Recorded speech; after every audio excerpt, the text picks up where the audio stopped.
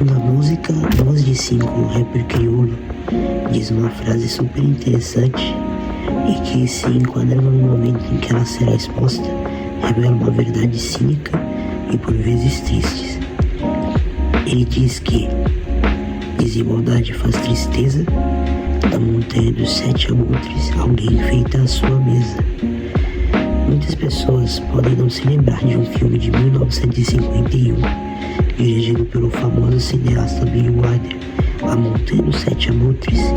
é um filme desses que revelam todo um caráter de uma geração, uma imagética política e social e um repertório que se emaranha na cultura pop de forma geral. Você pode até não ter visto o filme de Billy Wilder, mas ele já te afetou de alguma forma, seja através da crítica que ele propõe ou através da constatação que ele faz a partir da sua análise cinematográfica e filosófica. O filme narra a trajetória de um jornalista nada ético, para se dizer o mínimo, que após várias tentativas falhas de construir uma carreira em Nova York, acaba numa cidade esquecida do Novo México, encontrando a história que lhe renderia um título, a fama e o prestígio que ele tanto buscara na cidade grande. Essa história é a seguinte: um caçador de tesouros fica preso numa mina que carrega uma imagética que dialoga com várias questões de uma imagem racializada, uma imagem ancorada no racismo, uma imagem ancorada no preconceito e no medo de uma sociedade que enxergava os indígenas de forma absolutamente preconceituosa, passando por uma lógica colonial, neocolonial e escravista. Essa montanha era uma montanha indígena supostamente amaldiçoada, e foi o trunfo perfeito para que essa história fosse ganhando poder e esse mito fosse ganhando forma. E à medida que esse mito ia ganhando forma, ele ia se emaranhando com a forma como aquelas pessoas projetavam os próprios medos e anseios e a falta de sentido que eles viam nas próprias vidas. Pessoas de todos os lugares começaram a se ancorar na beira desse local supostamente amaldiçoado que abrigava o infortúnio de um indivíduo que estava preso após procurar tesouros naquela mina.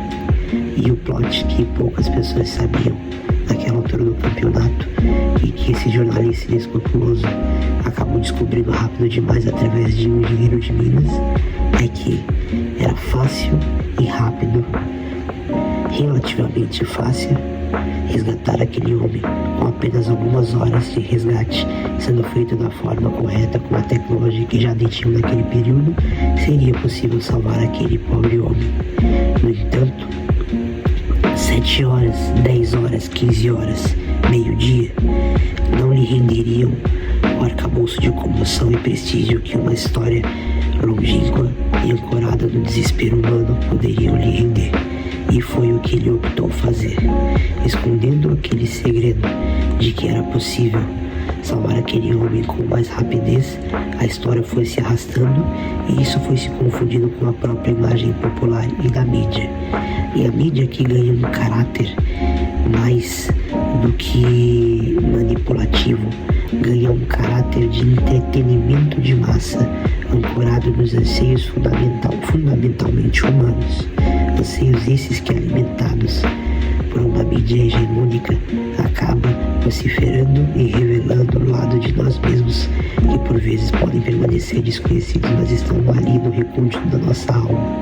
Todos nós escondemos um lado escuro, um lado que deseja observar a desgraça alheia e deseja consumir essas imagens cruas que são expostas, por exemplo, nos noticiários populares e policiais. Nós estamos tão imersos numa cultura de violência, numa cultura que acaba massificando certo tipo de informação que possa ser digerida por esse lado mais animalesco, e nós acabamos tornando isso trivial e normal. Como um filme de 1951 se relaciona com um caso contemporâneo, isso se torna óbvio à medida que as histórias se entrelaçam, mas é importante refletir o porquê.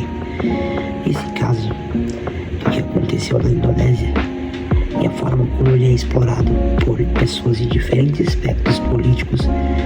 com diferentes formas de ver a vida, mas todas explorando uma tragédia para ganhar likes, entretenimentos, validarem a sua visão de mundo, validarem até mesmo seus preconceitos sobre determinados locais. E pouca informação legítima é repassada ou reflexão é feita a partir da interação daquela realidade com a visão que nós podemos ter do nosso conforto aqui, desse lado de quem não está vivendo a tragédia. Então, para pensar só um minuto, que nessa mesa em que alguns enfeitam a própria percepção e nesse lugar de distanciamento,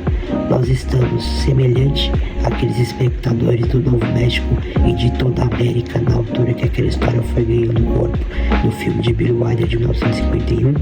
Nós estamos hoje no século XXI, no ano de 2025, consumindo mídia de massa, isso em horário nobre ou não, de forma a tornar trivial a tragédia de um indivíduo, de uma mulher, de uma jovem e de uma família, e a partir disso saciarmos nossos anseios primitivos de consumir tragédia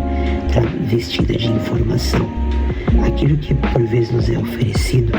revela algo de nós, revela algo de nossa pureza e de nossa natureza. Refletir sobre os nossos anseios primitivos que carregam o desejo de estar cercado de tanta tragédia, violência e declínio, e perceber que nos é entregue isso 24 horas por dia por um mecanismo que lucra bilhões com essa alienação de massa, reforça nossa visão cínica e percepção do todo. Desigualdade faz tristeza, na montanha dos 7 alutres, talvez todos nós, nessa altura do campeonato, já estamos fartos dessa mesa.